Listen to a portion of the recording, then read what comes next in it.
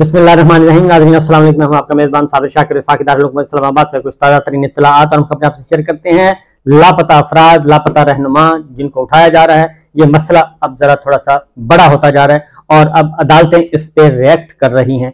और न सिर्फ अदालतें रिएक्ट कर रही हैं बल्कि वो वार्न कर रही हैं, खबरदार कर रही हैं कि ये सिलसिला बंद होना चाहिए, क्योंकि इससे सिर्फ ये ही नहीं कि बुनियादी इंसानी हकूक जो है वो मुतासर हो रहे हैं और रूल ऑफ लॉ, कानून की हुक्मरानी का तस्वर मसख हो रहा है, आइन की जो तजलील हो रही है, आइन बेतौकीर हो रहा है। सिर्फ यही नहीं बल्कि इससे पाकिस्तान जो है वो दुनिया भर में जलील होना शुरू हो गया है और पाकिस्तान पे उंगलियां उठ रही हैं और पाकिस्तान के वकार पे हरफ आ रहा है। इसलिए ये लापता अफराद करने का सिलसिला जो है ये बंद होना चाहिए। और ये कौन करता है? इस्लामाबाद हाई कोर्ट में बाकायदा तौर पे इस पे हेयरिंग हुई और चीफ जस्टिस आमिर फारूक साहब थे और जस्टिस मियां गुल हसन औरंगजेब साहब थे और अदालती मुआवनीन थे। वो भी मैं आपके सामने शेयर करता हूँ, क्योंकि ये पिछले 15-16 महीनों में ये इतना बेदरेग अंदाज में किया गया है लापता अफराद का सिलसिला, और लोगों को घरों से उठाना और लोगों को घरों से, दफ्तरों से उठा के गायब कर देना। और इस वक्त भी बहुत ज्यादा रहनुमा ऐसे हैं जिनके लापता अफराद का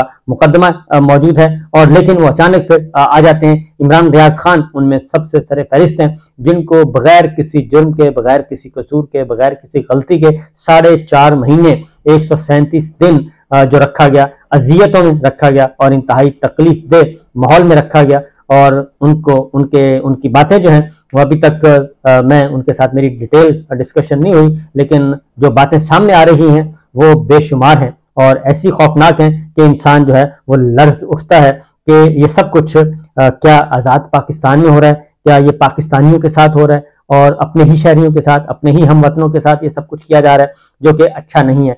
उसके साथ साथ क्योंकि इस वक्त हो क्या रहा है, दूसरी जानिब असल मसला है कि पूरे का पूरा इस वक्त हुकूमती इदारे एक ही काम पे लगे हुए हैं। पहले 15 जमातें थी, उनमें 2 जमातें और शामिल होगी और फिर 2 और होगी।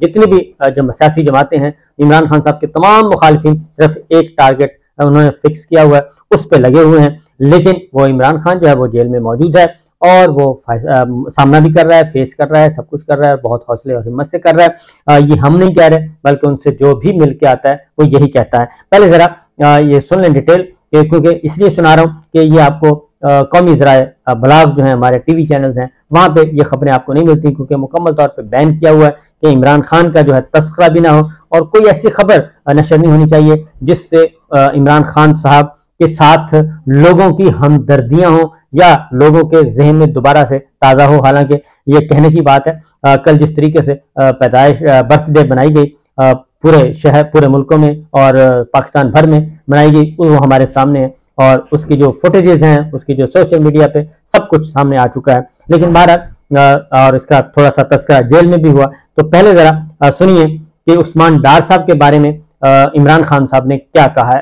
पहले वो सुन लें, बराह रास्त उमैर नियाजी साहब बता रहे हैं, जरा सुनिए जी। भैया आपने उस्मान डार साहब के हवाले से डिस्कस जी हुआ है, हुआ है जी। क्या कहते हैं? उसका बेसिकली उस्मान डार का होने का रियासती जबर के जरिए आप किसी से भी प्रेस कॉन्फ्रेंसेस करा लें और बाकी लोगों को भी सदाकत अब्बासी को, इन्हें लोगों को उठाया हुआ है, मगर लोग अवाम खान साहब के साथ जुड़ी हुई है, तो इसलिए उनको इस चीज की परेशानी नहीं है। इमरान रियाज साहब के हवाले से डिस्कस हुआ है कि वो वापस आ चुके हैं, खान साहब को मालूम है? हाँ जी। अब एक और शॉट सुनिए जी। खान साहब के हवाले से भी डिस्कस खान साहब को विश किया था सालगिरह में, जाहिर बात है उन्होंने वो मुस्कुराए उस पे, मगर आते हैं कि हकीकी खुशी हमें कब होगी? जब खान साहब बाहर आएंगे। ये ठीक है, कौम का जज्बा है, सारे मना रहे हैं खुशी, मगर खुशी तो तब है कि एक कितना कीमती इंसान जो पाबंदे सलासत है, हम उसे बाहर जल्द से जल्द ला सकें। अब हामिद खान साहब ने जो इमरान खान साहब के बारे में बताया वो सुन लें। परेशानी थी, कोई परेशान थे इमरान खान साहब?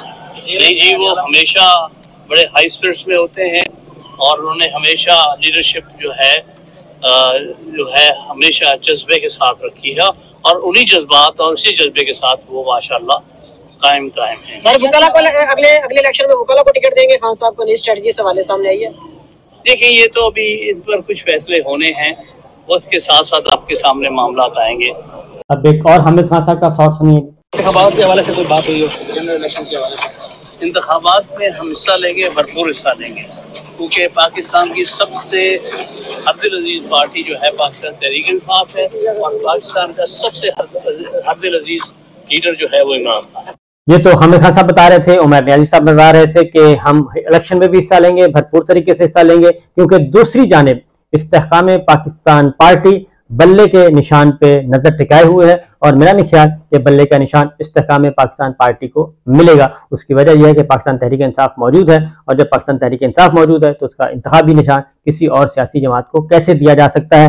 तो मेरा ख्याल है कि इस्तेहकाम पाकिस्तान पार्टी को चाहिए कि जनाब अपनी करके खाओ, अपनी मेहनत, और क्योंकि आप लोगों ने जमात बनाई है, सियासी जमात बनाई है, उसको अपना इंतखाबी निशान, अपनी शनाख्त लेके आए। आपने बहुत अरसा आगे बढ़ना है। लेकिन मामला यह है इस्तेहकाम पाकिस्तान पार्टी का, मैं बता दूं, क्योंकि इस्तेहकाम पाकिस्तान पार्टी भी ठुस हो चुकी है और न सिर्फ इस्तेहकाम पाकिस्तान पार्टी बल्कि जो पीटीआई पार्लियामेंटेरियन परवेज खटक साहब हैं वो भी गुब्बारे से हवा निकल चुकी है और उन्होंने भी आला हुक्काम को बता दिया है कि जनाब हमारे पल्ले कुछ नहीं है और अवाम हमारे साथ नहीं है। वोट बैंक जो है वो किन जमातों का है ये मैं आपको बता दूं कि वोट जो सर्वे तमाम सर्वेज हुए हैं उसके मुताबिक जो वोट बैंक है वो पाकिस्तान तहरीक इंसाफ, वो है पाकिस्तान मुस्लिम लीग नवाज का, वो है पाकिस्तान पीपल्स पार्टी का, वो है MQM का, वो है जमीयत उलमा इस्लाम का और वो है जनाब जो कहना चाहिए अवामी नेशनल पार्टी का।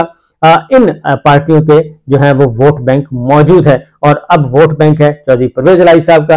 और अब पाकिस्तान मुस्लिम लीग काफ जो थी वो सारी की सारी, जो वोटर की बात कर रहा हूं, वो सारी की सारी चौधरी परवेज इलाही साहब के साथ है जो कि पाकिस्तान तहरीक इंसाफ के सदर हैं।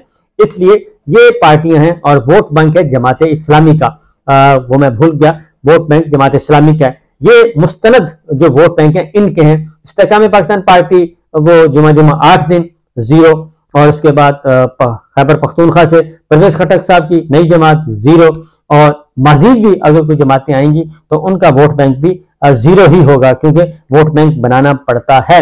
इसीलिए उस्मान डार साहब का मैं आपको बता दूं कि उस्मान डार साहब के एपिसोड के बाद जैसे इमरान खान साहब ने भी कोई रिएक्ट नहीं किया, उन्होंने कहा कि उनके बयान की कोई हैसियत नहीं है, जबरदस्ती लोगों को दिलवाया जा रहा है, लोगों को उठाया जा रहा है, लापता किया जाता है। उसके बाद उनसे पहले प्रेस कॉन्फ्रेंस करवाई जाती थी प्रेस क्लब में, अब जरा थोड़ा सा तब्दील हुआ, अब इंटरव्यू शुरू करवा दिए, वो भी फ्लॉप हो गया आइडिया। 24 घंटे से ज्यादा ये काम चलता नहीं है, 24 घंटे से पहले रिजल्ट आ जाता है।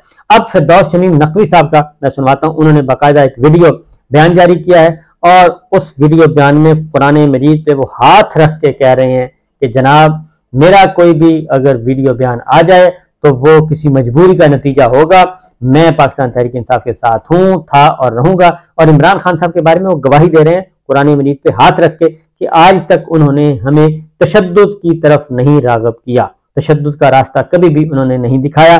और सुनिए, क्योंकि यही सारी चीज चल रही है। फिर मैं 9 मई के हवाले से बताऊंगा कि क्यों 9 मई के हवाले से ये बातें की जा रही हैं, कहलवाई गई उस्मान डार साहब से। तो पहले जरा फिरदौस शमीम नकवी साहब को सुन लें। बिस्मिल्लाहिर्रहमानिर्रहीम, फिरदौस शमीम नकवी, पाकिस्तान तहरीक इंसाफ से मेरा 27 साल से ताल्लुक है। आज उस्मान डार की वीडियो देखने के बाद हिफ्ज़ मा तक़द्दुम के तौर पे मैं उस किताब पे हल्फ ले रहा हूँ जिसपे हर मुसलमान यकीन रखता है और मैं भी उस पे यकीन रखते हुए ये हल्फ लेता हूँ कि आज मैं अपने होश और आवाज के साथ कह रहा हूँ कि मैं पाकिस्तान तहरीक इंसाफ रोज़े अव्वल से मुंसलिक रहा हूँ, 27 साल से मुंसलिक रहा हूँ। मुझे मेरे कायद ने कभी तशद्दुद की सियासत का सबक नहीं दिया।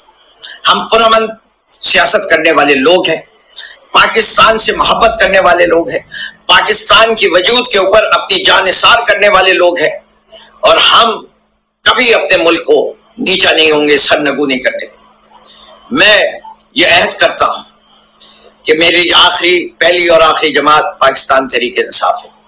मैं इमरान खान को एक सच्चा पाकिस्तानी, एक दलेर पाकिस्तानी, एक ईमानदार पाकिस्तानी और एक बहादुर पाकिस्तानी मानता हूँ। मैं उसके साथ खड़ा हूँ अपने जीते जी आखिरी दम तक। मैं करप्शन के खिलाफ खड़ा हूँ, मैं जुल्म के खिलाफ खड़ा हूँ, मैं जद्दोजहद करने को तैयार हूँ जब तक मेरी जान में दम है। इसके अलावा अगर कोई और बयान आता है आज के बाद तो समझ लीजिएगा फिरदौस नकवी ना करप्ट है, न फिरदौस नकवी कोई मॉरली करप्ट है, न मेरी कोई वीडियो है। मैं सिर्फ ये जानता हूँ कि अगर कोई होगा तो मेरी कोई मजबूरी बोलेगी और मजबूरियां मुझे नहीं मालूम क्या हो सकती हैं। बड़ी बात करता नहीं, लेकिन ये जरूर कहूंगा कि मैं तहरीक इंसाफ हूँ और ये कहूंगा पाकिस्तान जिंदाबाद। ये फिरदौस नकवी साहब जी कराची से, और वो कह रहे हैं, उन्होंने पहले ही बता दिया कि कोई पता नहीं कि कौन सी किस वक्त क्या मजबूरी सामने लाके खड़ी कर दी जाए और इंटरव्यू और रिकॉर्ड करवाया जाए, जैसे उस्मान डार साहब के साथ हुआ, जैसे कि सदाकत अब्बासी साहब के साथ हुआ, जैसा कि फारूक हबीब से तवक्को की जा रही है कि उसका भी मौजूद है कि उनका भी इंटरव्यू या तो रिकॉर्ड हो चुका है या रिकॉर्ड होने वाला है। अब देखते हैं कि कौन सा टीवी चैनल होगा और कौन से हमारे दोस्त एंकर होंगे जिनके हिस्से में फारूक हबीब आएंगे, क्योंकि उस्मान डार साहब के बाद जो है अगला इंटरव्यू नहीं हो सका, सदाकत अब्बासी साहब का एयर नहीं हो सका, रिकॉर्ड हुआ लेकिन एयर नहीं हो सका। बहरहाल अब आते हैं, क्योंकि ये 9 मई मामला है, 9 मई पहले इनको चाहिए था जी साइफर के सिलसिले में कोई गवाह चाहिए था। साइफर में अभी तक गवाह नहीं मिला, मुस्तनद गवाह जिसे कहते हैं, वो साइफर केस ही नहीं है तो गवाह कहां से मिल रहे हैं। उसके बाद इनको चाहिए था तोशाखाना में, तोशाखाना में नहीं मिला, और उसके बाद कादर ट्रस्ट में चाहिए था, कादर ट्रस्ट में कोई नहीं मिला, क्योंकि जिन जिन पे तकिया या जिन जिन पे तवक्को थे वो सब साइड पे हो गए कि हमने ये काम नहीं करना, बहुत कर लिया हमने ये काम, अब इस बार हम ये काम नहीं करेंगे। और वो बैरून मुल्क बहुत सारे लोग बैठे हैं जो इसी खदशे के पेश नजर बैठे हैं कि उन्हें पाकिस्तान जब वो लैंड करेंगे उनको पकड़ा जाएगा, पकड़ के उनसे दस्तखत करवाए जाएंगे और इमरान खान साहब के खिलाफ इस्तेमाल किए जाएंगे।